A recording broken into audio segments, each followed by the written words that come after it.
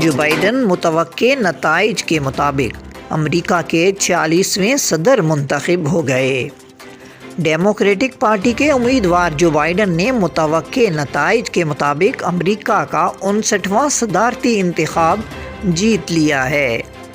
انہیں ریاست پینسلوینیا میں کامیابی کے بعد 20 الیکٹورل کالج ووٹ حاصل ہو گئے ہیں، جس کے بعد ان کے کل الیکٹورل ووٹوں کی تعداد 273 ہو گئی ہے، جبکہ امریکی صدر منتخب ہونے کے لیے 270 الیکٹورل ووٹ درکار ہوتے ہیں۔ متوقع نتائج کے مطابق جو بائیڈن نے 2020 کا امریکی صدارتی انتخاب جیت لیا ہے۔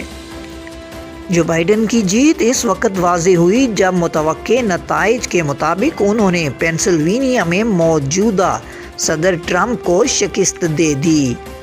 نو منتخب صدر بائیڈن نے جیت کے اعلان کے بعد کہا ہے کہ یہ ان کے لیے اعزاز ہے اور یہ امریکہ کے متحد ہونے کا وقت ہے۔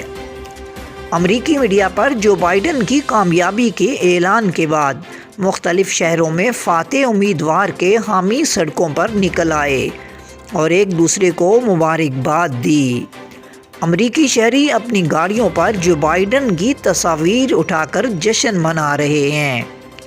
یہاں یہ بات بھی قابل ذکر ہے کہ جو بائیڈن امریکی تاریخ میں کسی بھی امریکی صدارتی امیدوار سے زیادہ ووٹ حاصل کرنے والے شخص بن گئے ہیں۔ واضح رہے کہ یہ امریکی انتخاب انتہائی غیر معمولی نوعیت کے تھے اور اس مرتبہ ووٹر ٹرن آؤٹ بھی زیادہ رہا ہے۔ جو بائیڈن کو اب تک 7 کروڑ سے زیادہ ووٹ حاصل ہو چکے ہیں۔